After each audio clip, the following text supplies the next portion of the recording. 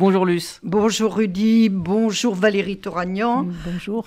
Valérie, je vous ai invité pour nous parler de la Revue des Deux Mondes, du numéro de septembre, consacré à l'idéologie russe, à l'âme russe. Mais auparavant, je sais à quel point cette question vous est chère, j'aimerais que l'on parle de la nouvelle agression que subit l'Arménie par l'Azerbaïdjan. Est-ce que c'est comme une suite de la guerre que Poutine a engagée en Ukraine? Est-ce qu'on va voir toutes les républiques satellites comme ça être envahies? Alors, c'est spécial, hein, c'est compliqué. Là, en l'occurrence, c'est pas Poutine qui attaque, c'est l'Azerbaïdjan. Oui, L'Azerbaïdjan soutenu par la Erdogan Turquie d'Erdogan et Poutine. Soutenu par Plus la ou Turquie moins. d'Erdogan. Non, la Russie dans la région est censée avoir un rôle un peu, justement, de, entre guillemets, neutralité. Elle est censée prévenir les conflits entre l'Azerbaïdjan et l'Arménie, ce qu'elle n'a pas fait il y a 2 ans quand il y a eu les Arméniens du Haut-Karabakh ont été attaqués. Et qu'il y a eu des milliers de morts. Moi, j'aurais tendance à situer ça dans un grand plan d'épuration ethnique qui a commencé avec le génocide en 1915, qui a donné 1,5 million de morts, d'Arméniens qui ont été massacrés, expulsés de leurs terres historiques, qui sont partis partout dans le monde, créer des diasporas. Génocide reconnu. Génocide reconnu, non, jamais par la Turquie, par la France. Mais par la France et beaucoup d'autres pays internationaux, vous avez raison. Non, mais la Turquie, elle, continue d'être un État négationniste qui dit qu'il n'y a jamais eu de génocide. Et je signale juste que voilà, c'est comme si 100 ans après, on allait, entre guillemets, finir le boulot. C'est-à-dire que Erdogan, dans ses déclarations, l'Azerbaïdjan, dans ses déclarations, le président Aliyev, dans ses déclarations, considère que le sud de l'Arménie, pour lui, c'est un territoire de l'Empire ottoman qu'il doit récupérer, que tout ça, c'est la sphère turcophone, et que l'idée de construire un grand monde turcophone qui va de l'Asie centrale jusqu'au Bosphore, c'est le plan d'Erdogan. L'Azerbaïdjan lui sert de valet. Et moi, ce qui m'inquiète énormément dans ce contexte, c'est que justement la guerre en Ukraine sert de dérivatif. C'est-à-dire qu'aujourd'hui, Ursula von der Leyen a été, il y a 1 mois et demi, voir le président Aliyev azerbaïdjanais pour conclure avec lui des accords sur le gaz. Donc les Arméniens, une fois de plus, se retrouvent dans une situation où eux, ils n'ont pas de gaz, ni de pétrole, ni rien à vendre, qui sont un peu seuls au monde et qu'ils se disent, cette fois-ci, est-ce qu'on va être sacrifié sur l'autel du gaz parce qu'il faut du gaz en Europe et que nous, on ne compte pas dans cette équation. Donc je vois que malgré le discours extrêmement agressif et offensif de l'Azerbaïdjan, qui en plus, vous savez, c'est comme Poutine, on envahit un territoire en disant que, soi-disant, il y a eu des agressions. Des agressions, c'est toujours pareil. Hein, c'est Absolument. comme les odieux nazis, entre guillemets, ukrainiens, qui soi-disant menaçaient les populations russophones. Là, on intervient parce que ces horribles Arméniens nous attaquent, c'est complètement faux. Et tout ce qui s'est passé cet été, les incursions de l'Azerbaïdjan dans le territoire arménien, le prouvent. Donc, Macron a convoqué le Conseil de sécurité. C'est un bon signe. C'est le minimum, à mon avis, qu'on puisse faire. Oui. La Russie est censée aussi stopper dans ces anciennes républiques, entre guillemets, l'agression de l'Azerbaïdjan. On va voir ce qui va se passer, mais je suis très inquiète parce que j'espère qu'au-delà des paroles, il y aura une vraie solidarité avec l'Arménie, qui est de plus en plus exsangue, qui est entourée de voisins qui veulent tous sa disparition, hostiles, et que tout ça, alors que vous voyez, les regards de l'opinion internationale sont braqués sur l'Ukraine. C'est comme par hasard le moment.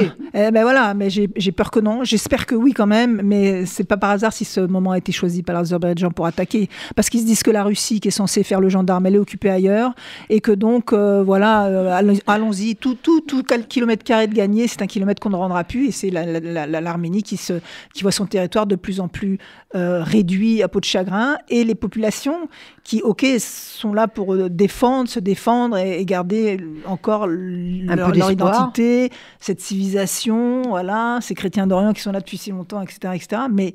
Mais à un moment donné, le désespoir aussi gagne du terrain et voilà, c'est une situation extrêmement préoccupante. Et j'espère que l'opinion publique a été tellement formidable et généreuse et en soutien à l'Ukraine ne fera pas de 2 poids 2 mesures. Voilà. Même s'il n'y a pas de gaz à vendre. Et oui, absolument. Et c'est ça, vous avez tout à fait raison. C'est ça le vrai problème. Le problème, il est là. La réelle politique, hélas, n'est pas en faveur des Arméniens, une fois de plus, dans leur histoire. Merci Valérie pour cette intervention. On va en venir, si vous voulez bien, à la publication du numéro de septembre de la Revue des Deux Mondes, où justement vous interrogez l'âme russe. Poutine est-il imprégné de cette âme russe, de cette idéologie, ou est-il seulement le pur produit du KGB, qui revient au pouvoir, en quelque sorte le retour du passé?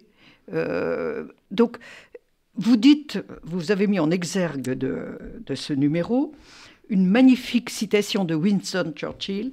« La Russie est un rébus enveloppé de mystères au sein d'une énigme. » Alors, comment essayez-vous de répondre, de résoudre cette énigme à travers tous les grands spécialistes de la Russie à qui vous avez demandé de contribuer?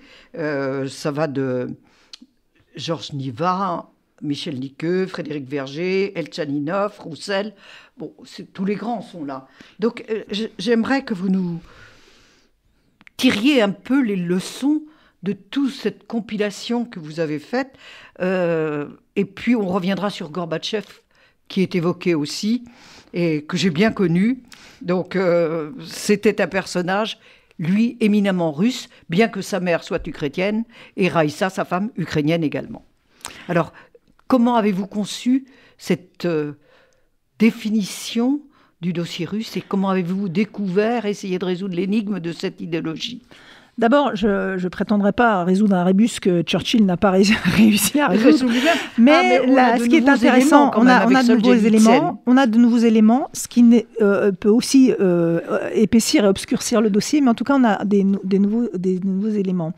Ce qui est intéressant, ce qui nous a tous frappés, c'est à la fois, il y a cette volonté, cette hubris de Poutine de vouloir restaurer la grande Russie impériale, c'est-à-dire que la Russie dès qu'elle emprunte les sentiers, voilà, c'est ça. Oui, et puis grande période impériale, celle de l'Union soviétique. Hein. N'oublions pas que pour les Russes de la génération de Poutine, et c'est en plus un Russe du KGB, c'est une énorme gifle qu'ils se prennent au moment de la disparition de l'URSS, c'est-à-dire qu'ils étaient la deuxième puissance mondiale, ils deviennent un pays dans un chaos indescriptible économique et politique, et qui perd de sa puissance, etc. Mais son ambition, accepté ça quand même, puisqu'il était l'exécuteur, si je puis dire, des basses œuvres de Sobchak, le maire de Saint-Pétersbourg, tout puissant à l'époque. Peut-être, mais à un moment donné, il a été dans cette... en tout cas, il a été opportuniste par rapport à cette période. Il s'y a enrichi énormément, et il a enrichi tous les oligarques qui ensuite vont devenir ses plus proches soutiens au Kremlin. Ça, c'est un point. Mais enfin, Poutine, depuis qu'il est au pouvoir, il veut laisser son nom dans l'histoire. Sa référence, c'est Staline, la Grande Guerre. Et d'ailleurs, tout le discours autour de la guerre en Ukraine reprend absolument les standards de la Grande Guerre contre les nazis. L'intéressant, c'est de voir qu'il y a quand même un peuple russe qui est quand même globalement c'est très dur d'avoir des statistiques et des sondages pertinents, mais qui est quand même globalement dans un soutien à son président. Il y a toute une partie aussi qui est en résistance et qui s'oppose, mais on ne peut pas dire que c'est la majorité. Et qu'est-ce qui se joue à ce moment-là? Qu'est-ce qui se joue? C'est-à-dire, qu'est-ce qui se joue pour que en Russie, la question de la nation, la question de cette visée, cette hubris impériale fonctionne? Qu'est-ce qui se joue en Ukraine? L'Ukraine, c'est un problème pour les Russes, pas seulement depuis Poutine. Hein, on connaît l'histoire, l'indépendance de l'Ukraine, la révolution orange, Maïdan, etc. C'est un problème, l'annexion de la Crimée, ce qui se passe dans le Donbass. La guerre en Ukraine, elle existe depuis 2014. Mais qu'est-ce qui se joue? C'est-à-dire, est-ce que Poutine, finalement, il est le digne héritier de ses succès de Pierre le Grand, et finalement aussi des secrétaires généraux du Soviet suprême? Est-ce que c'est autre chose? Et est-ce qu'il renoue avec une tradition eurasienne très orthodoxe, repliée sur elle, opposée à l'Occident, qui a été aussi celle, à un moment donné, au 19e, extrêmement forte en Russie? Ou est-ce que c'est autre chose? Et Georges Niva le dit. Je le dis très bien. On le dit très bien, mais c'est quoi l'idéologie de Poutine, en fait? Qu'est-ce que, intellectuellement et philosophiquement, le Marc, il dit, mais Il n'y a pas d'idéologie de Poutine. L'idéologie de Poutine, c'est lui. C'est Voilà. la victoire. Et cette victoire, ce thème de la victoire aujourd'hui en Russie est fondamental. Et le monde se divise en deux.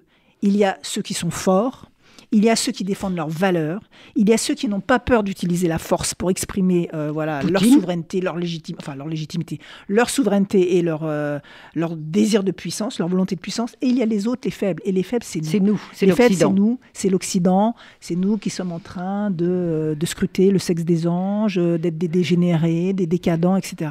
Et lui, il nous sent faibles et il se sent d'autant plus légitime pour attaquer. Et regardez comme Medvedev parle des sanctions de l'Europe. Mais j'en ai rien à faire. Nous n'en avons rien à faire. On verra si ça dure des mois. On verra comment la Russie sera dans 6 mois, dans 1 an. Mais je pense, même si c'est extrêmement inquiétant, cette façon de parler de Poutine, là où il a raison, c'est que je pense que les Russes sont capables d'absorber des sanctions, des difficultés, une vie quotidienne extrêmement compliquée, beaucoup plus que nous. Vous voyez, chez nous, on a à peine commencé déjà à avoir la perspective d'eux, que déjà, il y a des gens pour dire « Mon Dieu, mais il faut arrêter cette guerre. Regardez les propos de Ségolène Royal. Oui, mais enfin, il faut arrêter cette guerre. Tout ça, c'est pour faire marcher les usines à canon. Et arrêter cette guerre, en gros, ça veut dire l'arrêter aux conditions de Poutine, ce qui serait quand même une espèce de résurgence d'un néo-pétainisme pour moi. Donc voilà, c'est tout ça qui est interrogé. Est-ce que vraiment l'Occident a loupé le coche avec la Russie à un moment donné? Est-ce que vraiment la question de l'OTAN, est-ce que vraiment on a fait peur à un moment donné à la Russie? Éric Roussel le raconte très très bien, faut le redire. Ce qui a achevé la Russie, c'est la guerre des étoiles et c'est Reagan. Et de toute façon... le modèle ne pouvait plus durer. Ce qu'explique très très bien Roussel, c'est que Reagan a fait plier Gorbatchev, ne l'a pas soutenu dans sa politique. N'oublions pas que Gorbatchev disait qu'il souhaitait une Europe de l'Oural à l'Atlantique. Et François Mitterrand avait plus ou moins compris. Oui. Je pense que plus ou moins. Plus ou moins, pas vraiment. Il n'a pas été. Il n'a pas saisi la perche. C'est un homme d'une grande finesse, mais il n'a pas été très fin sur cette question. Il n'a pas saisi la perche. Mais ce que dit Roussel, qui est très intéressant, c'est qu'il dit voilà, alors il y a le sempiternel débat. Est-ce qu'on a eu raison? Est-ce qu'on n'a pas eu raison? Est-ce qu'il fallait prendre plus en considération la susceptibilité russe, etc. Il dit, mais la question, elle se pose peut-être autrement. Elle se pose peut-être économiquement. C'est-à-dire qu'après la Deuxième Guerre mondiale, il y a le fameux plan Marshall. L'Europe est exsangue. Le plan Marshall sert à reconstruire l'Europe. Certes, du coup, la France et d'autres deviennent en quelque sorte dépendants de l'Amérique, ce que beaucoup critiquent. Mais n'empêche que c'est aussi ce qui a permis de sortir d'un peu de ce fossé de cette période. Il n'y a rien eu de tout ça. Il n'y a rien eu de tout ça au moment de la chute de l'Union soviétique, parce que quand même l'administration américaine considérait que, attention, c'est quand même les Russes, il faut faire très attention. Et il est communiste. Et absolument, il est communiste, il est encore là. Est-ce que, est-ce que tout ça, c'est pas un coup de Trafalgar et que finalement, ils vont se renforcer et puis après nous recommencer leur lutte idéologique et politique et militaire? Donc, grande méfiance. Et en revanche, on envoie des think tanks, des économistes, des gens qui vont pluguer sur le modèle russe, exsangue, enfin soviétique, qui est une hyper-bureaucratie administrative, etc.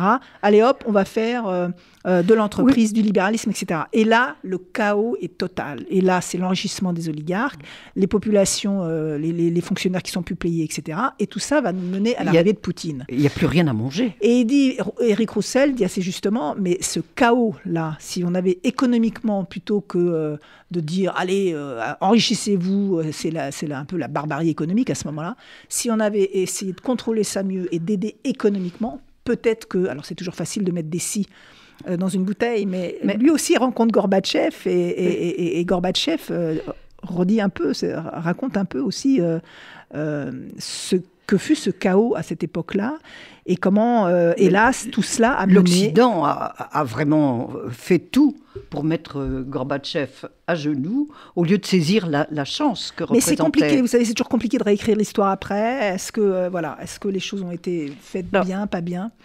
Il y a quand même ce qu'évoque aussi beaucoup Niva, le fait que cette idéologie, cette âme russe, la liberté, c'est pas leur souci principal. Ils sont prêts à tous les sacrifices, ils sont prêts à accepter immensément de choses pour la grandeur du pays, de la patrie. Ils ont connu très peu d'espace de liberté Jamais. Dans leur histoire.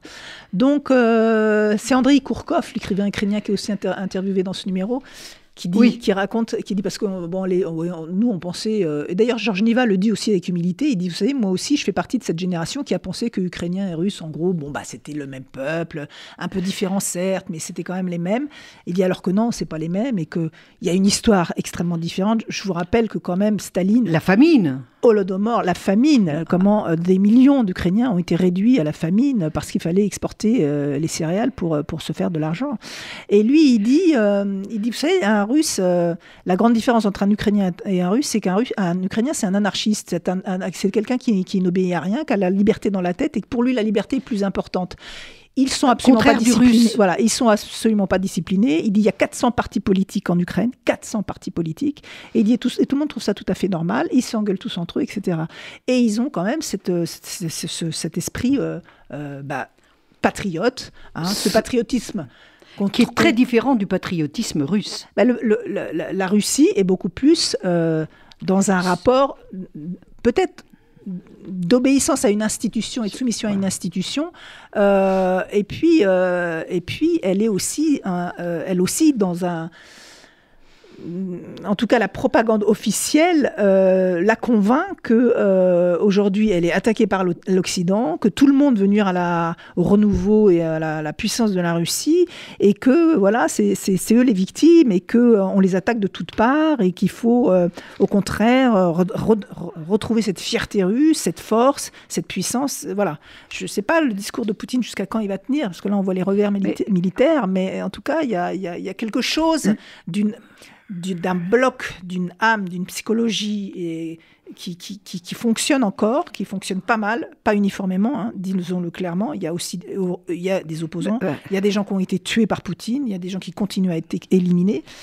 Il y a eu le choc Solzhenitsyn, tout de même. Il y a eu le choc Solzhenitsyn. D'ailleurs, Solzhenitsyn est en couverture de ce numéro de la Revue des Deux Mondes.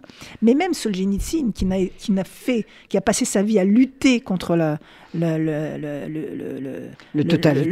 totalitarisme, l'Union soviétique, la bureaucratie, les mensonges, et qui a créé qui est à l'origine de ce mémorial pour la vérité, etc. Parce qu'il faut que les crimes de guerre, les crimes contre l'humanité de Staline soient reconnus. Même lui, c'est ça qui est intéressant dans l'idéologie russe, il dit attention, pour un Russe, votre modèle qui est un modèle de consommation, et même pour lui, qui est un modèle de consommation ultralibéral, où on est tous à acheter, et où finalement, ce qui est pour lui les grandes valeurs de l'Occident, c'est-à-dire la littérature, la philosophie, les arts, la culture, tout ça tend à disparaître vers une société de consommation. Et lui, il le déplore. Comme Kundera, d'ailleurs, à sa façon, le déplore également. Pour conclure, est-ce qu'il ne faut pas se rappeler cette phrase formidable de Gorbatchev, « Ne vexe jamais un Russe, car c'est irrémédiable ». Est-ce que ce n'est pas ce qui s'est passé ? Le départ de tout. Il faut quand même rappeler que c'est Kiev le premier qui a fait sécession. Ce n'est pas... Hélène Carrère d'Ancos avait prévu la fin de l'Empire par les pays musulmans. En réalité, c'est Kiev qui est le premier à déclarer son indépendance. Oui, mais enfin, moi je pense que c'est surtout Moscou qui refuse l'indépendance de l'Ukraine, et je ne vois pas au nom de quoi nous, pays des droits de l'homme et plus généralement l'Occident, on devrait dire à l'Ukraine, écoutez, vous êtes bien gentil avec votre désir d'indépendance et de liberté, mais non, en fait, non, vous allez rester sous la coupe des Russes, parce que c'est comme ça et que nous, ça nous arrange.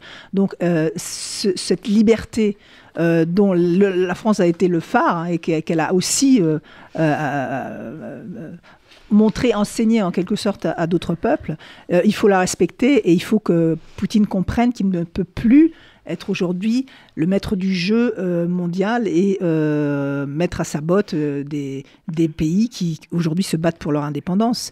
Et ce patriotisme des Ukrainiens est une belle chose. Et j'espère que le patriotisme des Arméniens, pour boucler la boucle, sera considéré avec autant de générosité et de bienveillance et d'empathie. Voilà. Merci Valérie Toragnan. La Revue des Deux Mondes, l'idéologie russe à redécouvrir. Et puis, faites quand même un tour par la lecture de Solzhenitsyn, de Tchekhov, et vous comprendrez mieux ce qui se passe.